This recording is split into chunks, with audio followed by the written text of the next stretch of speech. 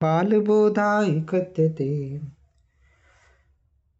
आचार्य गुरु श्री विद्यासागर जी महामुनि राज की जय। सभी को स्क्रीन दिख रही है? मेरी वॉइस आ रही है? जी भैया आ रही है। हाँ, स्क्रीन दिख रही है आप लोगों को? जी ओके। तो आज अपन एक नया विषय चालू करेंगे जिसका संधि से कोई लेना देना नहीं है वैसे तो विशेष। तो यदि कोई व्यक्ति आज नया भी है और जिसका कुछ भी पिछला नहीं हुआ है या छूटा हुआ है तो उसको भी कोई दिक्कत नहीं जाएगी। अपन एक नए सिरे से पढ़ाई चालू कर रहे हैं आज, मतलब नया टॉपिक है आज अपने पास। आप लोगों ने महाभारत देखा होगा, उसमें आपने देखा होगा कि भीष्म पितामह को गांगे कहते हैं, कर्ण को राधे कहते हैं, है ना, अर्जुन को पार्थ कहते हैं, और भिन्न भिन्न आप लोगों ने देखे होंगे सबके कौनते कहा है किसी को। तो ये सब नाम कैसे रखे गए इसके विषय में अपन चर्चा करेंगे। और अभी थोड़ी देर में आपको बहुत सारे एग्जाम्पल देखने को मिलेंगे कि जो शब्द आप प्रतिदिन प्रयोग कर रहे हैं कि आप जैन क्यों हैं, कोई वैष्णव क्यों है, कोई शैव क्यों है, संज्ञाओं की बात करूं तो ये सब संज्ञाओं की उत्पत्ति कैसे होती है। बहुत ही सिंपल सा नियम है इसका। इस टॉपिक को अपन कहते हैं, किसी का म्यूट नहीं है प्लीज म्यूट कर लीजिए। ये टॉपिक अपना आता है, इस प्रकरण का नाम है तद्दित। ठीक है, तद्दित के अंतर्गत ये सब कुछ आता है। तो यहां पर तद्दित के अंतर्गत क्या होता है कि शब्द और वर्ण, इनमें क्या अंतर है? वर्णों के समूह को शब्द कहते हैं। शब्द क्या है? शब्द वर्णों का समूह है। किसी का म्यूट नहीं है, प्लीज म्यूट कर लीजिए।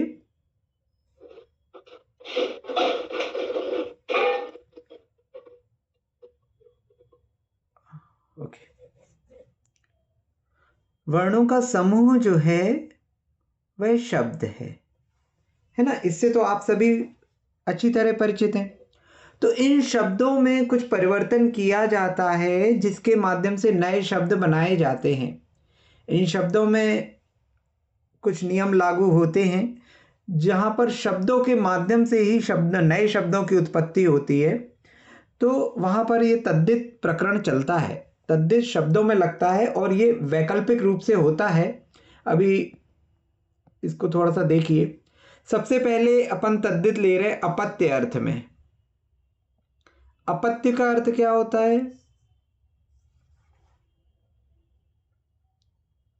संतान, पुत्र हो या पुत्री हो, कोई भी हो, संतान में दोनों आ जाएंगे।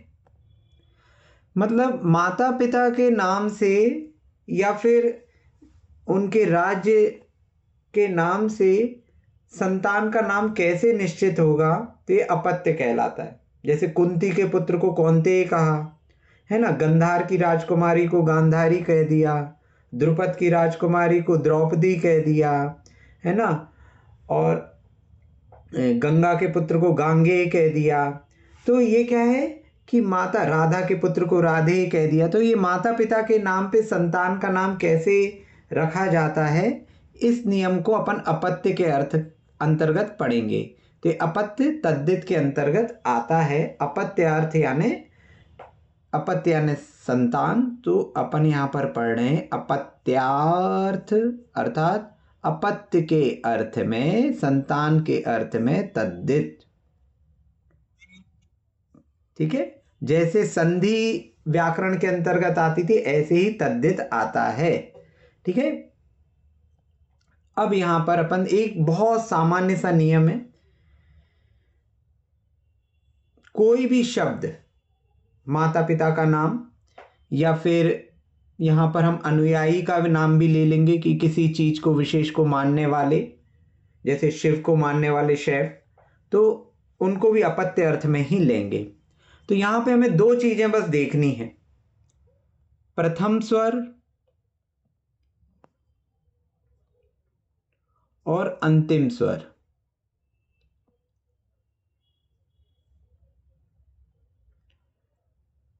प्रथम स्वर अंतिम स्वर क्या होता है? जैसे मैंने कहा, अपन एक दो उदाहरण ले लें। जैसे मैंने कहा दशरथ, दशरथ में दीपक भैया बताओ आप, प्रथम स्वर क्या है? आ आ। दा का आ। हाँ, दा में जो आ लगा है वो प्रथम स्वर है, क्योंकि सबसे पहले ये आया है। और अंतिम स्वर क्या होगा? वो भी आ है। वो भी हाँ आ हाँ है। हाँ। लेकिन इन दोनों आ में क्या अंतर है? ये दा वाला आ है और ये था वाला आ है ना, अंतिम स्वर। यदि मैं यहाँ पे लिख लूं शलभ भैया, शलभ भैया, जी भैया। हाँ आप बताओ, ये विष्णु में प्रथम स्वर क्या होगा? ई भैया। ई। और अंतिम स्वर? ऊ। ऊ। बहुत बढ़िया। हाँ अमित भैया जी। जी भैया। हाँ, यदि मैं लिखता हूं शिव, तो शिव में प्रथम स्वर क्या होगा? बड़ी ई। बड़ी और ई क्यों आ। होगी भैया? शिव में तो छोटी ई की मात्रा ई लगी ना। ई छोटी छोटी हाँ, छोटी छोटी और आ। आ। तो ये जो अपन ने निकाले प्रथम स्वर और अंतिम स्वर, इसमें किसी को कोई प्रश्न है क्या कि ये कैसे निकाले जा रहे हैं? किसी को कोई प्रश्न है तो पूछ सकता है।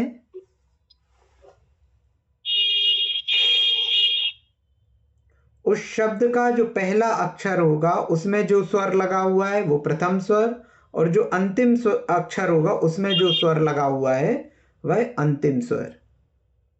ठीक है ना। अब जैसे मैंने एक और उदाहरण ले लिया, उपशम। ठीक है, अब ये किसी का नाम नहीं है लेकिन अपन ने उदाहरण में ले लिया। इसमें प्रथम स्वर क्या होगा? ऊ। ऊ। बहुत अच्छा। और अंतिम स्वर क्या होगा? आ। आ। है ना। उस शब्द में जो भी सबसे पहले स्वर आ रहा है वह प्रथम स्वर, और जो भी अंतिम में स्वर आ रहा है वो अंतिम स्वर। सबसे पहले हमको इन दोनों को निकाल लेना है। ठीक है। इसमें किसी को भी कोई प्रश्न हो कि प्रथम स्वर अंतिम स्वर कैसे निकाल रहे? किसी को कोई प्रश्न? आगे चलें। हमें इस हाँ भैया। चीज से कोई भी मतलब नहीं रहेगा कि जो शब्द है वह कितने अक्षर, जैसे दशरथ में 4 अक्षर थे, तो बीच के अक्षरों से हमें कोई लेना देना नहीं है। बीच में आपके जितने चाहे अक्षर हों, हमें उनसे कोई भी लेना देना नहीं है। हमें केवल पहला और आखिरी ये दोनों देखना है। ठीक है। अब जब अपन ने पहला और आखिरी निकाल लिए तो इसके बाद प्रक्रिया क्या है? बहुत सामान्य सा नियम है। प्रथम स्वर में नियम पहला, जो प्रथम स्वर रहेगा, प्रथम स्वर में क्या परिवर्तन होंगे, इसको कहते प्रथम स्वर में वृद्धि। ये वृद्धि संधि वाली वृद्धि नहीं है, ये प्रथम स्वर में वृद्धि, इसका नियम अलग है। प्रथम स्वर में वृद्धि में क्या होगा कि अगर आपका प्रथम स्वर आ है या आ है ना, ह्रस्व और दीर्घ में से कोई भी है तो वो परिवर्तित हो जाएगा आ, दीर्घ आ में। यदि ई या ई कुछ भी है तो ये परिवर्तित हो जाएगा आई में। ठीक है। यदि प्रथम स्वर ऊ या ऊ, ह्रस्व दीर्घ कुछ भी है तो ये परिवर्तित हो जाएगा औ में। ठीक है। ये नियम केवल प्रथम स्वर के लिए, अंतिम स्वर के लिए अलग नियम रहेंगे। प्रथम स्वर में यदि आ या आ है तो आ बन जाएगा वो, ई या ई है तो आई बन जाएगा, ऊ या ऊ है तो औ बन जाएगा, री या आपकी दीर्घ री है तो ये आपका बन जाएगा आर। ए आई कुछ भी है, री लिया नहीं, उसका आल हो जाता है लेकिन उसका उपयोग नहीं है अभी। ए आई कुछ भी है तो इसका हो जाएगा आई, और ओ औ इनमें से कुछ भी है तो उसका हो जाएगा औ। ये परिवर्तन आपको प्रथम स्वर में करना है।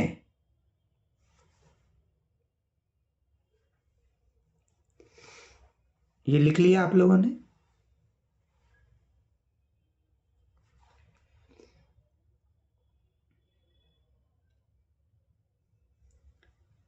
नहीं भैया लिखा तो नहीं। आप लोग साथ साथ में ही लिखते जाएंगे ना, तो क्या है कि मतलब आपको इजी जाएगा। ये नियम हो गया प्रथम स्वर का। अब अंतिम स्वर में हम एक एक केस देखते जाते हैं, ठीक है। अभी हम लेते हैं कि अंतिम स्वर में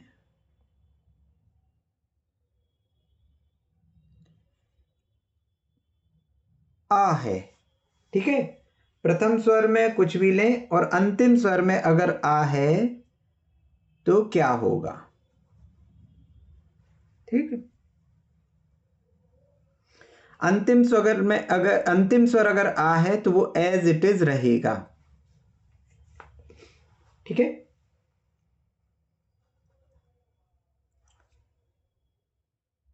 उदाहरण देखें, ये उतार लिया आप लोगों ने, लिख लिया? जी भैया। ऊपर कर दूं इसे? ओके। अब उदाहरण लेते हैं हम। आप लोग वासु पूज्य भगवान का अर्घ चढ़ाते हैं, क्या चढ़ाते हैं? जल फल धर्म। नहीं, एक ये तो है ही, वासु पूज्य वसु पूज्य तनुज सुत वासव सेवत आई, बाल ब्रह्मचारी लख जिनको शिवती सन्मुख आई, ऐसे ही बोलते हैं ना?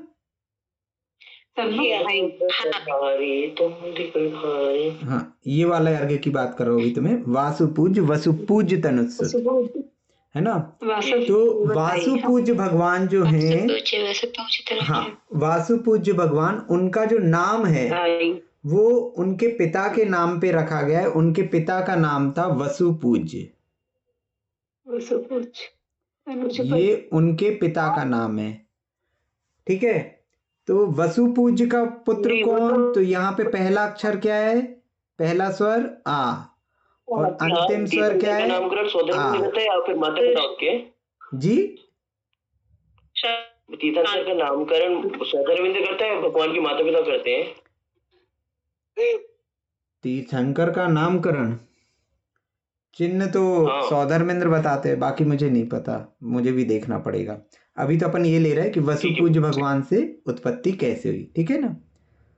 तो वसु पूज्य में वा में प्रथम स्वर आ है, या में अंतिम स्वर आ है ना।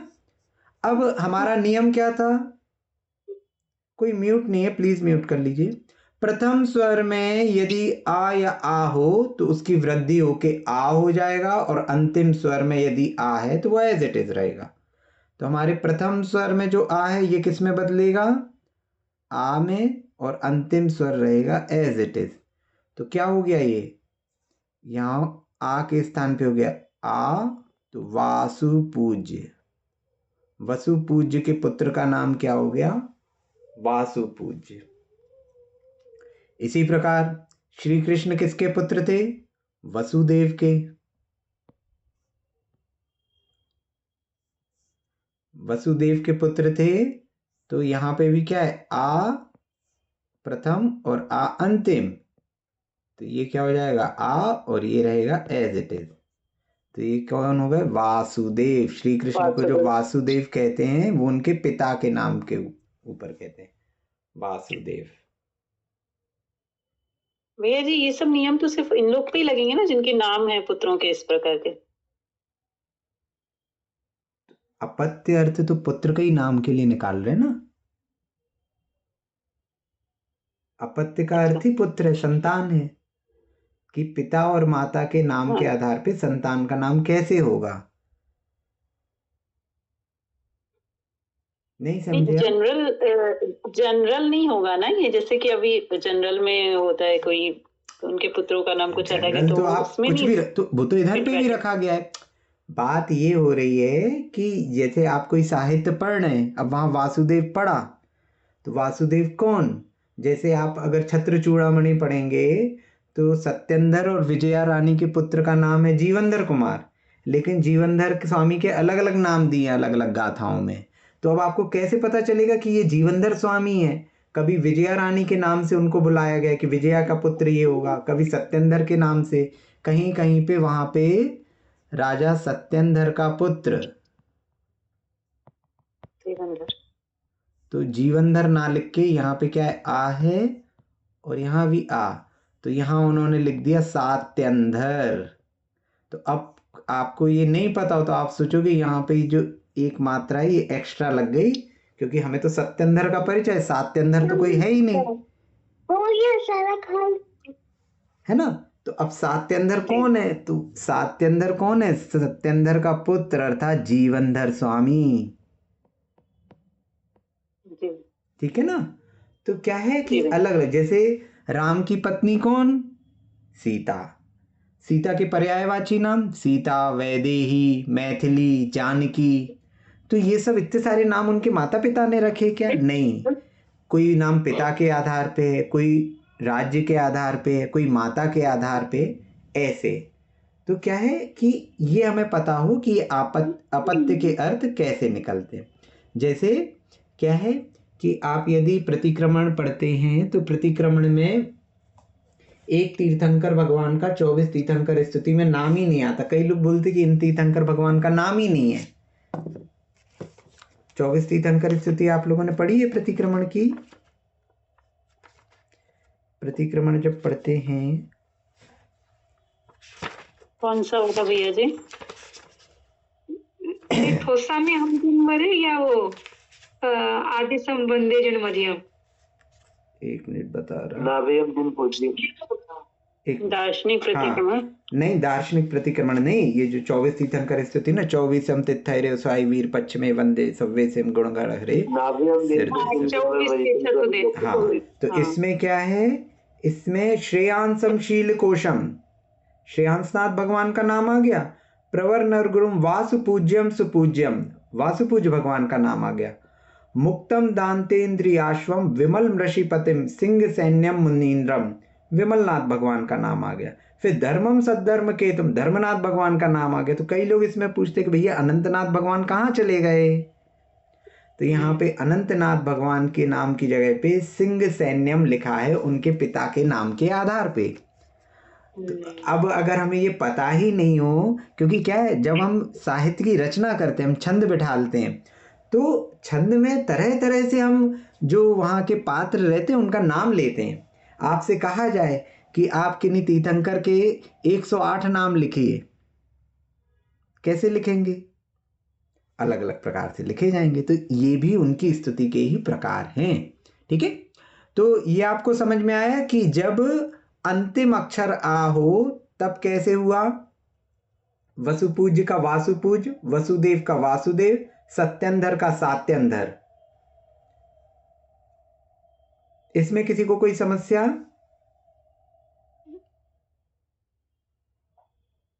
नहीं भैया। आगे चलें। अब अभी हमने देखा कि पहले स्वर जो था वो आ या आ था। अब अपन पहला स्वर थोड़ा चेंज करें। जैसे हमने लिया शिव, तो जो शिव के अपत्य हैं, शिव की संतान है या शिव को मानने वाले हैं, उनके लिए क्या कहा जाएगा? तो यहां पे देखो, प्रथम स्वर था आपका ई, अंतिम स्वर था आ। तो ई का हमने क्या पढ़ा नियम में? ई का क्या हो जाएगा? देखिए, ई का आई, ए नहीं आई, है ना। और अंतिम में अगर आ है तो आ का आ ही रहेगा। तो यहां पर आप देखिए, तो शिव का ई का हो गया आई, ई का आई, और ये आ ही रहा, तो ये क्या हो गया? शैव। तो अपन कहते हैं ये शैव मत के। अब आप शैव डिक्शनरी में ढूंढोगे तो शैव आया कौन? जो शिव का अनुयायी होगा वो शैव। जिन, जैन। यहाँ ई और आ, ये हो गया आई, ये हो गया आ, तो ये कौन कहला जाएंगे?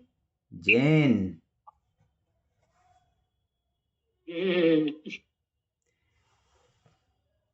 तो ये जिनको जो मानता है, जिनका जो अनुयायी है, वो कहलाएगा जैन। शिव को जो मानता है वो शैव। ये समझ में आ रहे हैं आप लोगों को? जी। ऐसे ही विष्णु को मानने वाले वैष्णव।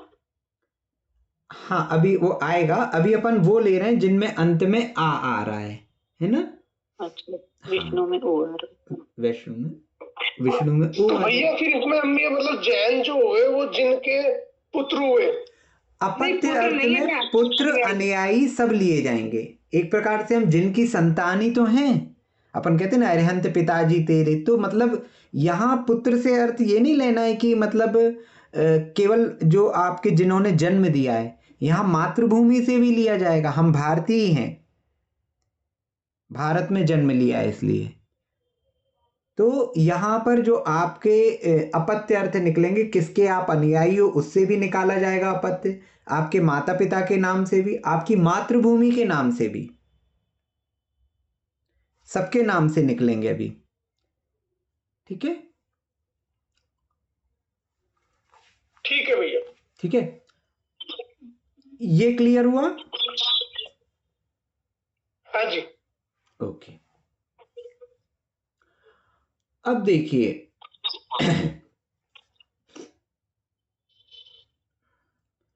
विश्वामित्र का पुत्र,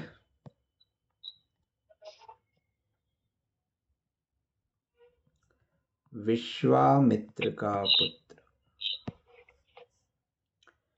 क्या होगा? इसका नाम यहाँ हो गया ई और यहाँ हो गया आ। ई का हो जाएगा आई और आ रहेगा वैसा का ही वैसा, वैश्वामित्र।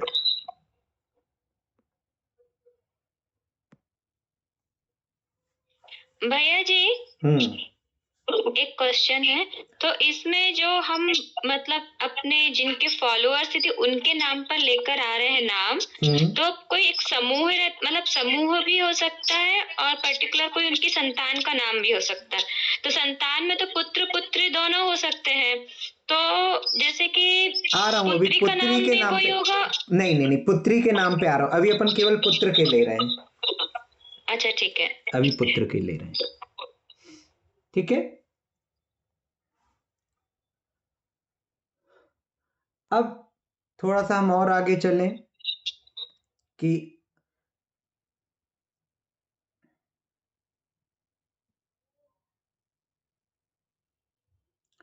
जैसे आपने कहा कि अगर पुत्री है तो पुत्री के केस में क्या करते हैं। अच्छा, इसके नियम जो है ना, किसी का म्यूट नहीं है। पुत्री के नाम पे अंत में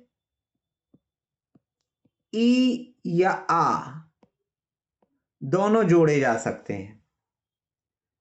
एक ही जुड़ेगा लेकिन विकल्प से, या तो ई जोड़ देंगे या आ जोड़ देंगे। तो जैसे द्रौपदी, तो द्रौपदी किसकी पुत्री थी? द्रुपद राज्य की, नहीं, राजा द्रुपद की पुत्री थी, है ना? पंचाल नरेश राजा द्रुपद की पुत्री। तो द्रुपद, तो द्रुपद में क्या है? पहला स्वर है ऊ और अंतिम स्वर है आ। ठीक है, तो ऊ का क्या हो जाएगा? औ। ठीक है, तो ये क्या हो गया? द्रौपद। और क्योंकि ये कन्या है तो ई या आ जोड़ा जा सकता है। फिर क्या है? दोनों ऑप्शनल हैं, तो आप ई से भी जोड़ सकते हो, आ से भी जोड़ सकते हो।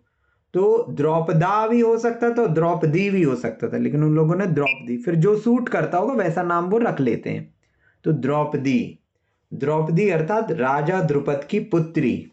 द्रौपदी उसका नाम नहीं था, राजा द्रुपद की पुत्री होने के कारण उसको द्रौपदी कहा जाता था।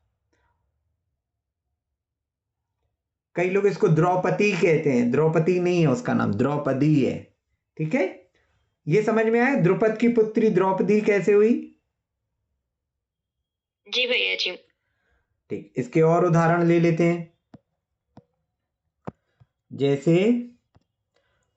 गंधार था, है ना, अपन कहते थे ना उसमें गंधार नरेश शकुनी, तो गंधार की राजकुमारी कौन थी? तो यहाँ पे आ है, यहाँ आ है, तो ये हो जाएगा पहला स्वर आ और ये रहेगा आ ही, तो ये क्या हो जाएगा? गांधार, है ना।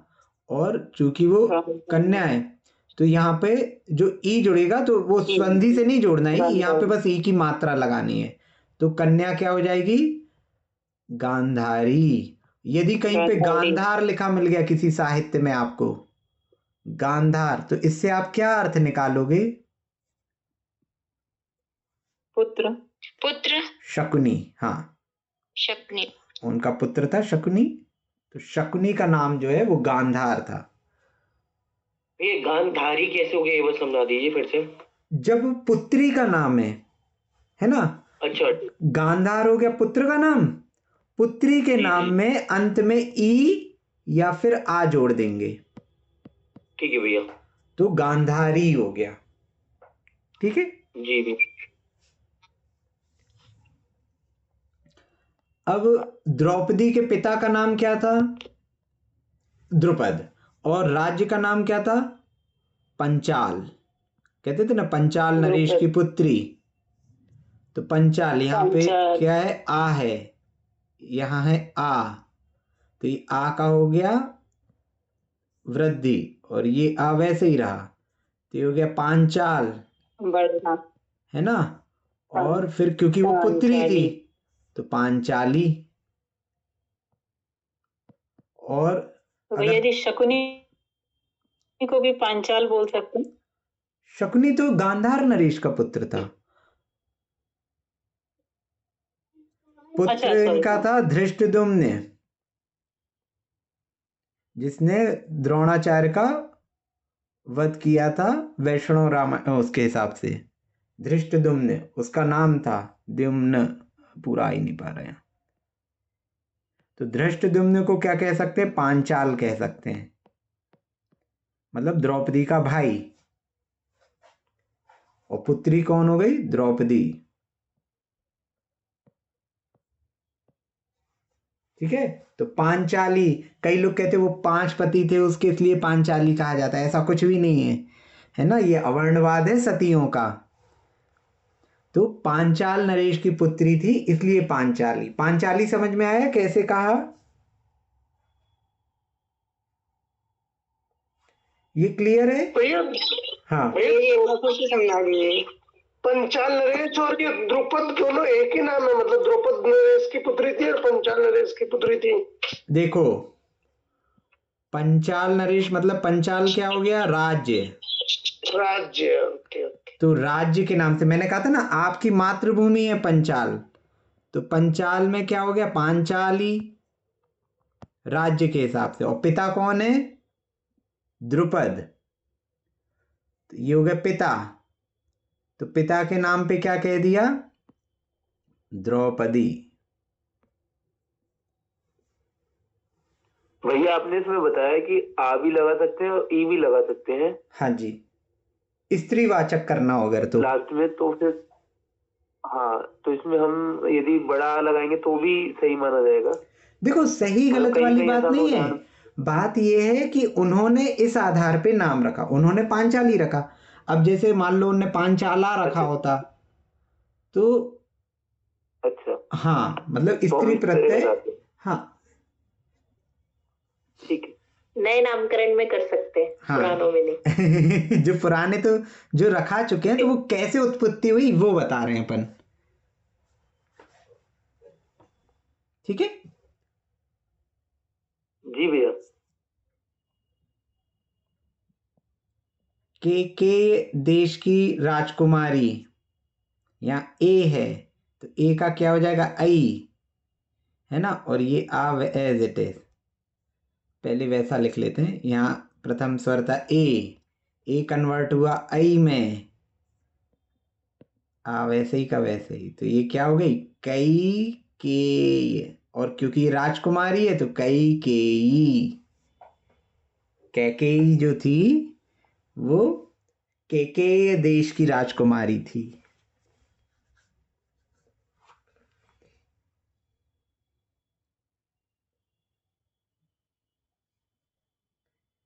टफ हो रहा है? भैया कभी कभी माँ के नाम पे भी करते हैं, जैसे द्रौपदी है। आएंगे आएंगे अपन आएंगे, अभी अपन धीरे धीरे चल रहे हैं, बहुत सारे नाम आएंगे अभी, अभी आप थोड़ा सा बस वेट कीजिए, है ना।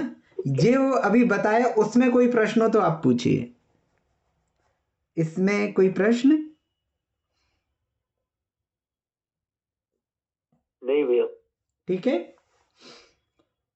आगे चलते हैं। जनक की पुत्री,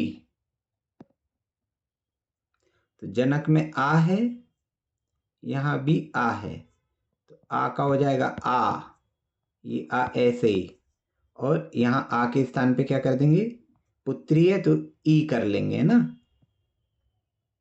पुत्री है तो ई हो जाएगा, तो ये क्या हो गया, जान की। तो ये जो सीता जी को जानकी कहते हैं, ये इसलिए कहते हैं क्योंकि ये जनक की पुत्री थी।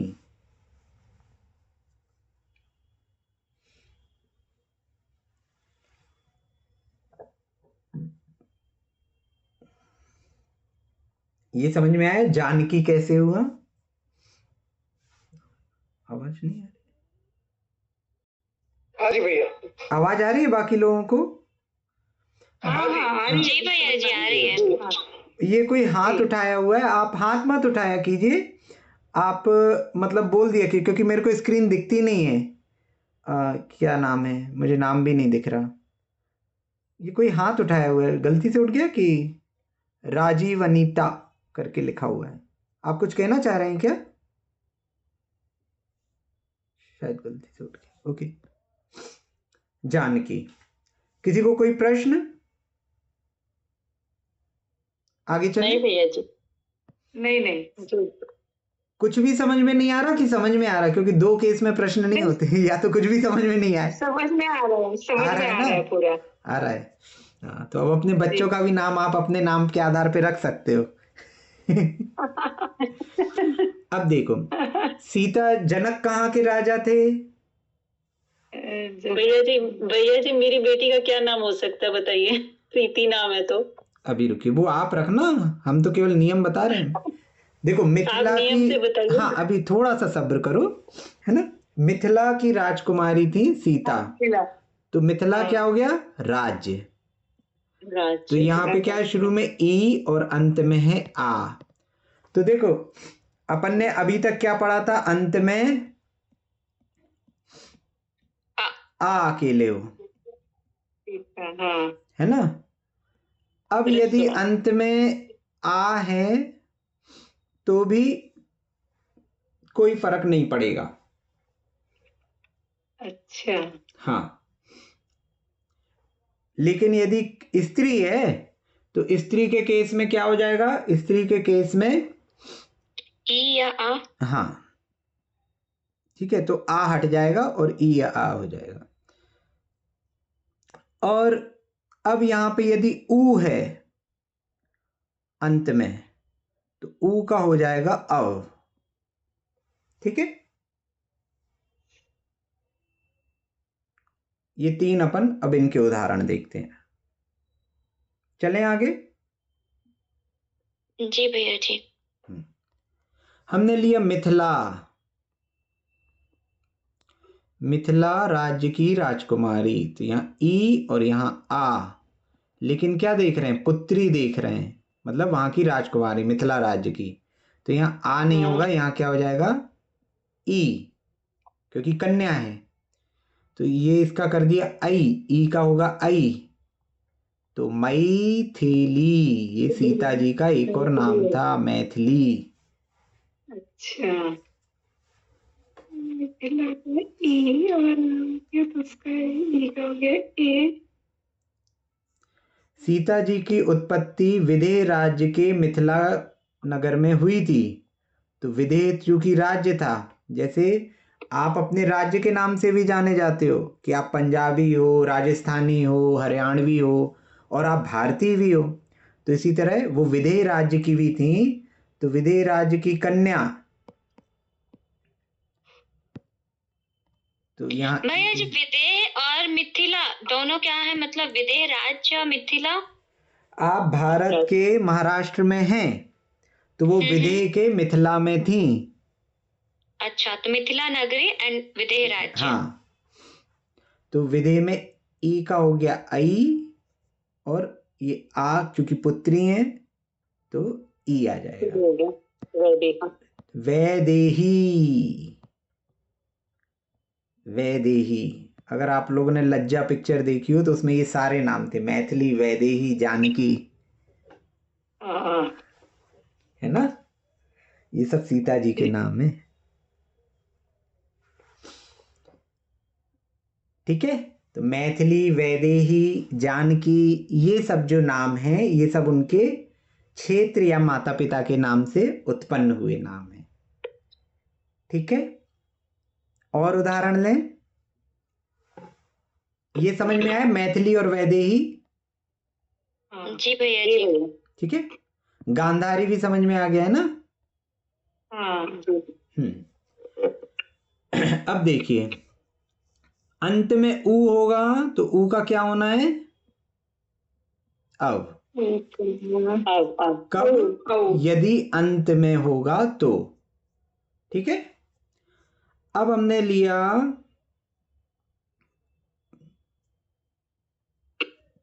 विष्णु,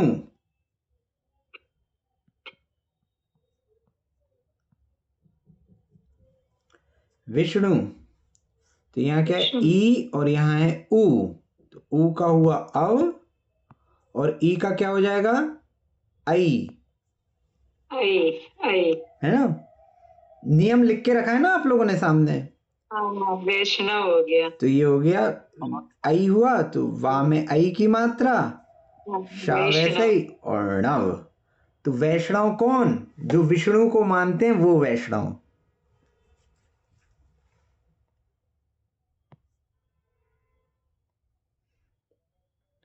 बुद्ध, अंत में है आ और प्रारंभ में ऊ, ऊ का क्या होगा? औ। प्रारंभ वाले ऊ का औ और अंत वाले ऊ का औ होता है, तो यहाँ औ होगा, तो क्या होगा ये? और ये आ एज इट इज, बौद्ध।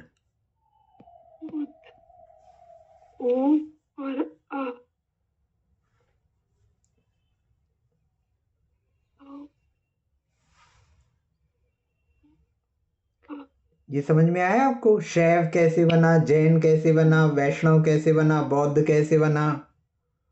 जी भैया जी। चले आगे। यदुवंशी, यदु, यहाँ आ, यहाँ ऊ का अंत में है तो ऊ का हुआ अव, और आ का प्रारंभ में है तो आ का हुआ आ। कौन हो गए ये लोग? यादव। यादव।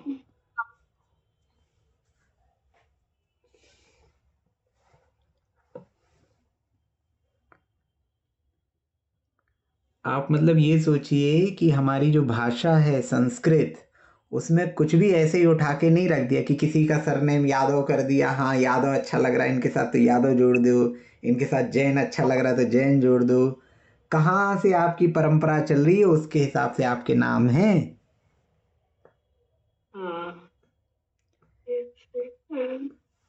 सब प्रूव है सारे। ये यादव समझ में आया सभी को? इसमें कोई प्रश्न? ऊ का अब बन गया। ठीक है, यादव।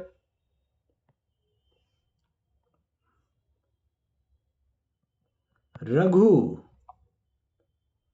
आ और ऊ, आ का हो जाएगा आ।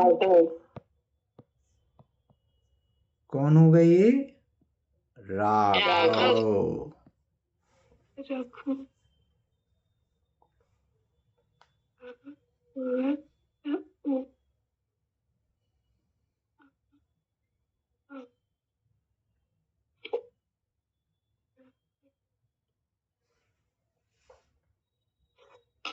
ठीक है,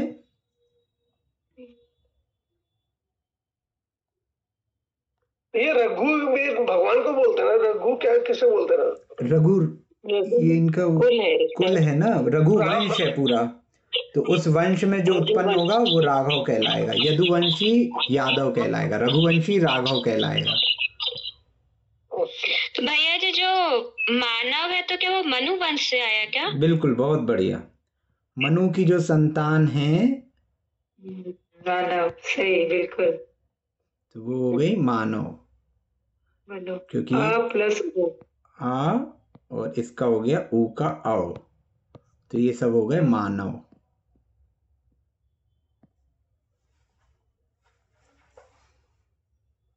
मनु से मानव।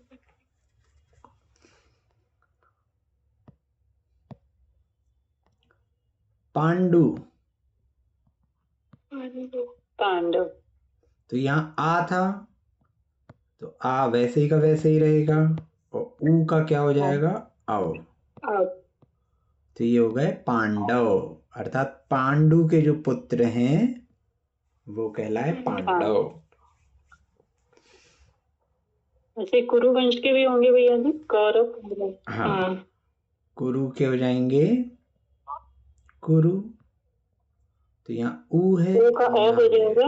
अब देखो यहाँ दोनों ऊ हैं, तो पहले वाले ऊ के लिए नियम क्या है, औ, है ना, और दूसरे वाले ऊ के लिए नियम क्या है, औ। अब तो ये हो जाएंगे कौ कौरव। रव। तो कौरव जो है वो कुरु वंश के कहलाए, और पांडु के कुरु। पुत्र पांडव कहलाए। पांडव, मनु के मानव, रघु के राघव। ये समझ में आया पांडव कैसे बना, कौरव कैसे बना? किसी को कोई प्रश्न इसमें? नहीं।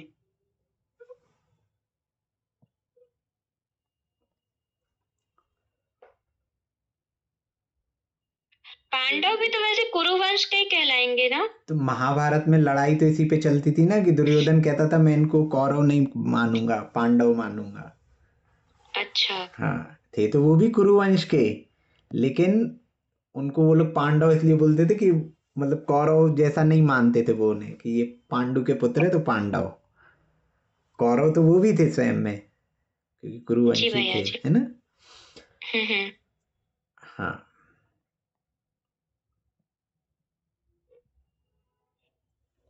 मृदु, प्रारंभ में क्या है, री, अंत में क्या है, ऊ, री का होगा आर, यहाँ रा में हलंत है, ध्यान रखना है।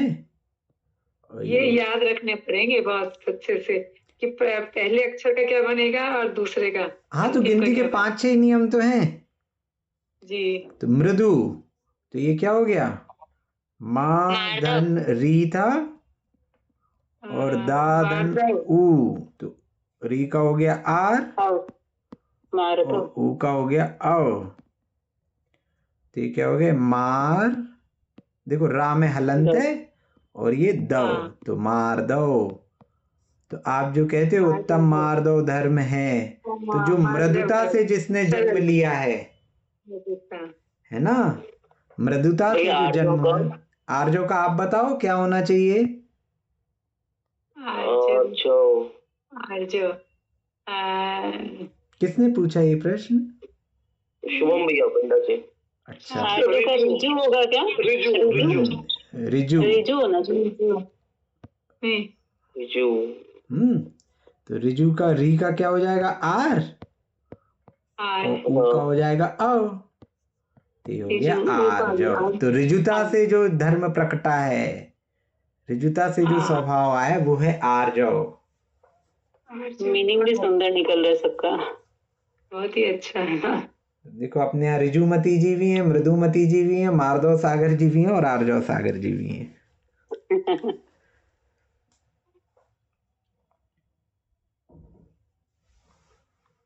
ठीक है,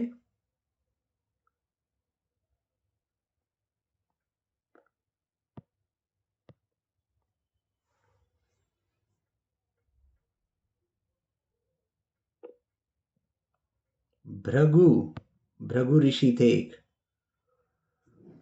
भृगु भार्गव, आर और ये हुआ ऊ का औ। तो अपन कई सरनेम सुनते ना, भार्गव, तो हाँ, अब आपको उससे पूछने की आवश्यकता नहीं कि तुम किन के अनुयायी हो, उनका सरनेम भार्गव है, अर्थात वो भृगु को मानते हैं। भार्गव आप लोगों ने सुना होगा सरनेम, हाँ बहुत सुने। है ना? ऐसे निकलते हैं। भैया पर जैसे मृदु और रिजु है, ये मतलब न तो राज्य वगैरह का नाम है, न इसका देखिए मतलब उत्पत्ति कहाँ से हुई है? हाँ तो मार्दव की उत्पत्ति मृदु से हुई है, आर्जव की उत्पत्ति ऋजुता से, मतलब आर्जव जो आपका भाव आ रहा है वो ऋजुता से आया है ना? मार्दव आपका जो भाव आ रहा है वो मृदुता से आ रहा है। तो यहाँ पर हमें उत्पत्ति देखना है, मतलब केवल ये नहीं कि उत्पत्ति स्त्री पुरुष से ही हुई हो, कोई भी उत्पत्ति है, चाहे भावों की उत्पत्ति, क्योंकि हमें तो संज्ञा देनी है, तो संज्ञा भावों की भी होती है, वस्तु की भी होती है, व्यक्ति की भी होती है। तो आर्जव मार्दव ये सब भावों की संज्ञा है। तो ये भाव कहाँ से जन्म लिए? ऋजुता से, मृदुता से, इस कारण से। हाँ ठीक है।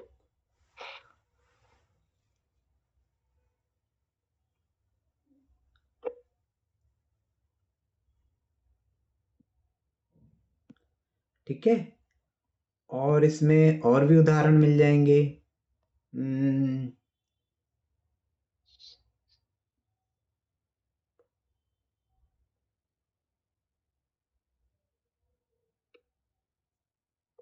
शैव हो गए, वैष्णव हो गए, उपगु ये भी एक ऋषि थे। उपगुप्त अलग आते हैं बौद्ध में, उपगु तो इनके जो अनुयायी कहलाते हैं, ऊ का हो जाएगा औ और ऊ, इस ऊ का हो जाएगा औ। तो औप गव, औप गव।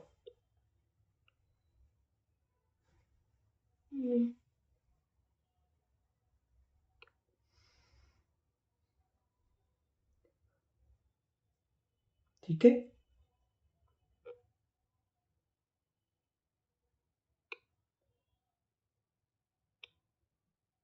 कुंथी हाँ एक चीज शायद मैंने वहां पे ऐसा लिख दिया। कौनते बोल रहा था? हाँ कौनते तो अभी होएगा, ये एक्चुअली सॉरी यहाँ पे ना ये नहीं है। कौनते नहीं हुआ भैया। हाँ हाँ हो गया था, मैंने लिखा हुआ है। कैसे हुआ बताइए?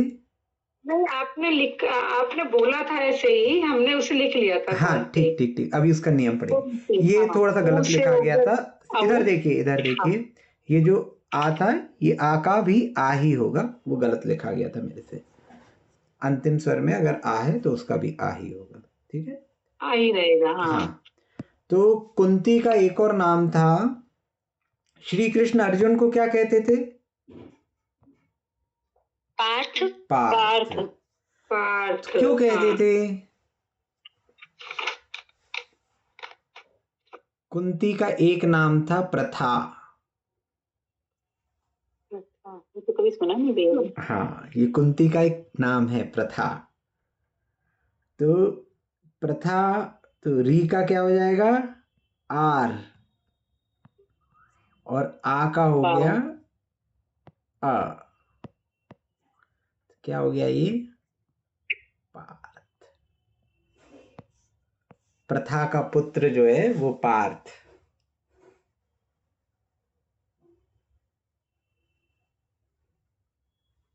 पार्थ समझ में आया आप लोग को? पा धन री था और था धन आ था, प्रथा, है ना? तो री का हुआ आर और आ का हुआ अ, तो ये हो गया पार्थ, तो ये हो गया पार्थ।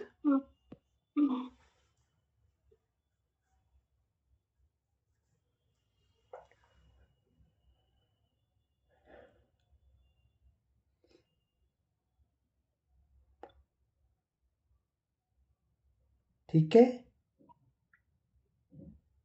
जी भैया। भैया जी वंदना। हाँ भैया, ये तद्धित प्रत्यय है क्या ये सब? हाँ ये सब तद्धित हैं। अच्छा, उसमें फिर वो वाले भी तो आते हैं, निर्मल का नैर्मल्य, निरंतर का नैरंतर्य। सब आएंगे, अभी आएंगे, सारे आएंगे। अच्छा ठीक। अभी अपने शुरू किया। यहाँ तक समझ में आया? जी भैया जी। जी भैया। ओके, 8 मिनट का समय। तो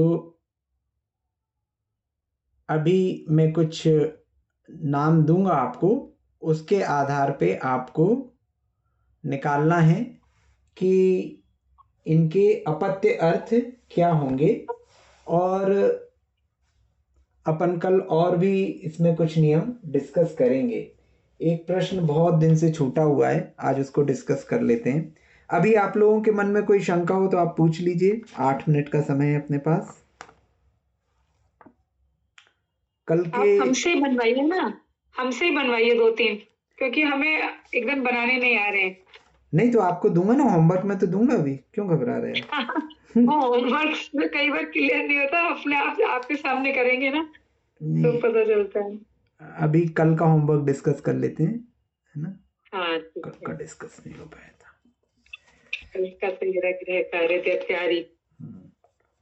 ठीक है, गए अच्छा, कल तो लिख के दिया था।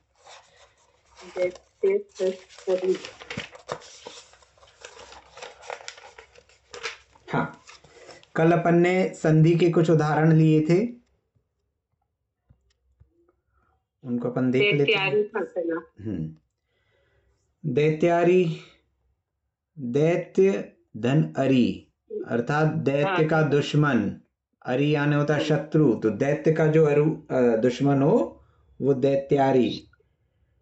ठीक है, भैया जी इसमें यण संधि से दैती धन आरी नहीं होगा? दैती धन आरी, मतलब दैती, हाँ, धन आरी। इससे आपका दैत्यारी तो बन जाएगा, लेकिन दैती और आरी का भी कुछ वो होना चाहिए ना, मीनिंग। ओके भैया जी। है ना? फिर तो मैं दा धन एते भी कर सकता था, धन अरी।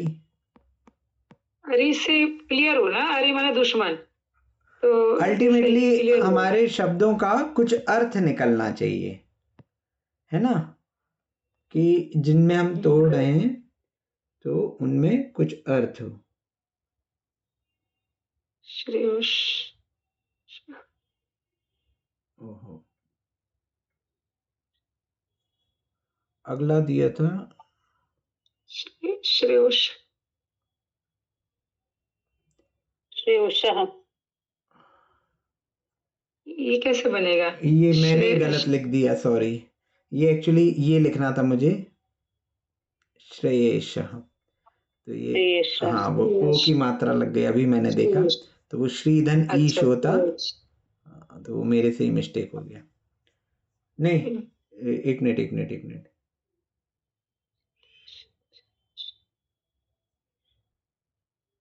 नहीं ये तो आधन श्रेयश का ई होगा। होगा, श्र होगा। एक मिनट एक मिनट एक मिनट, मैंने दिया क्या, श्रेयोशः लिखा है क्या वहां पर? हाँ, श्रेयोश लिखा है। भैया जी श्रीधन ओशा नहीं होगा इसका? श्रीधन ओशः,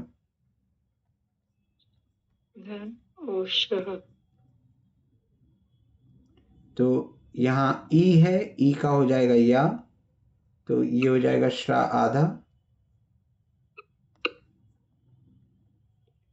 श्रेयो श।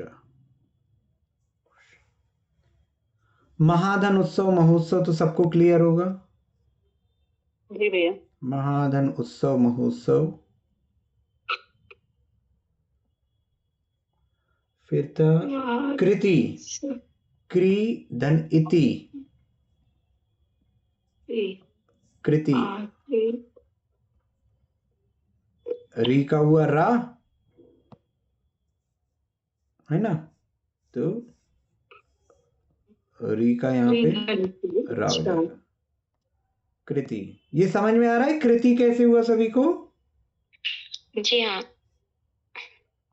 किसी को समझ तो में कृति भी होता है लिखने में, कृति भी होता है, ऐसे भी कृति भी लिखते हैं हम, क के नीचे र लगा के कृति। और हाँ, इसका मतलब क्या है कृति ये वाला? देखिए, जो आप ये लिखती हैं जी, कृति, ये है, हाँ ये बनाई हुई चीज है, ये हमारी कृति है, चैतन्य कृति। अच्छा तो ये उनके हाँ। द्वारा बनाई हुई, जैसे ज्ञान सागर जी की चैतन्य कृति है विद्यासागर जी महाराज, तो ज्ञान सागर जी द्वारा बनाए हुए हैं, अर्थात उनकी निर्माण की हुई है। बनाई। और क्रीधन इति, ठीक है जी। ऐसा कार्य, क्री यानी कार्य और इति ऐसा कार्य, कृति, और कृति जो इसको बनाया गया है वो कृति है। मतलब जो कृति हो गया वो नैसर्गिक हो गई, ओरिजिनल, जैसे कृति। नहीं, कृति जो है बनाई हुई नहीं है किसी की। आपकी कृति अच्छी नहीं है, मतलब आप जो कर रहे हैं वो अच्छा नहीं है, और आपने अच्छा। कुछ करके दिया, आपने एक पेंटिंग बनाई, आपकी कृति अच्छी नहीं है, तो आपने जो पेंटिंग बनाई वो अच्छा नहीं है। ठीक है ना? जी ठीक। मातृधन अग्रज, तो री का यहाँ पे क्या हो जाएगा, र, तो मात्रग्रज, मातृधन अग्रज है। मात्रग्रजः, अग्रज। मातृधन अग्रज, माता का अग्रज।